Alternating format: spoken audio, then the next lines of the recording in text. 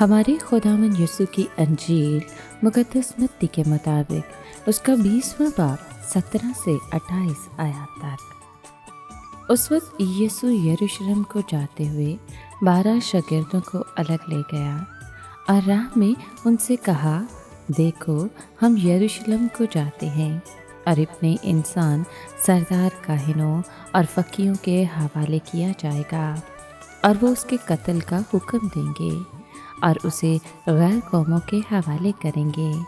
वो उसे ठट्ठों में उड़ाएंगे और कोड़े मारेंगे और सलीब पर चढ़ाएंगे और वो तीसरे दिन जी उठेगा। तब सब्दी के बेटों की माँ अपने बेटों के साथ उसके पास आई और सजदा करके उससे कुछ गर्ज करने लगी। उसने उससे कहा, तू क्या चाहती है? उसने उससे कहा, फरमा कि ये मेरे दोनों बेटे तेरी बादशाही में एक तेरे दाएं और एक तेरे बाएं बैठे। यीशु ने जवाब में कहा, तुम नहीं जानते कि क्या मांगते हो। जो प्याला मैं पीने को हूँ क्या तुम पी सकते हो? उन्होंने इससे कहा, हम पी सकते हैं।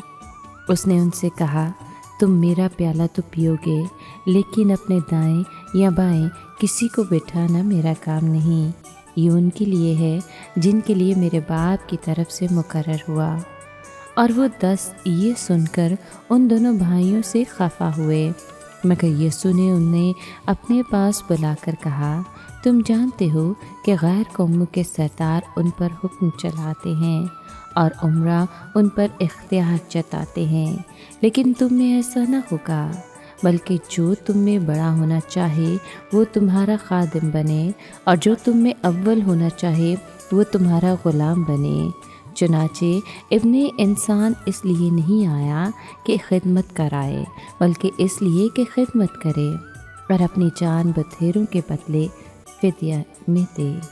पाक कलाम के पढ़े और सुने जाने पर खुदावंद की बरकत हो, खुदा का शुक्र हो। अज़ीज़ दोस्तों, जब कभी अदालतों, पंचायतों और किसी फ़ैसला करने वाली कमेटियों या इदारों का नाम लिया जाता है तो बड़े बड़े हजूम नज़र आते हैं, जिनमें से कुछ लोग किसी को गुनाह की सज़ा दिलाने के लिए भागते फिरते हैं। कुछ लोग बेगुनाहों को गुनाहगार ठहराने के जस्तजू में लगे होते हैं।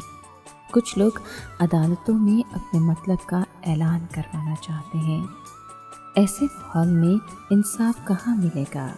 हर कोई अपनी झोली में पत्थर लिए फिरता है।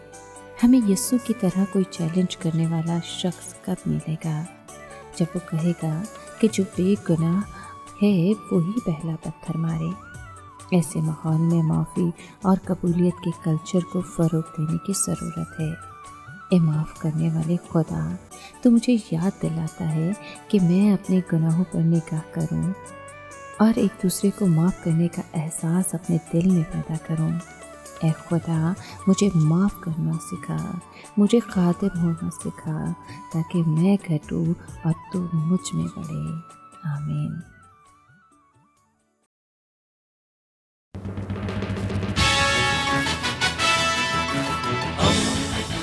दोस्ती का पैगंबर, रेडियो वेरितास एशिया।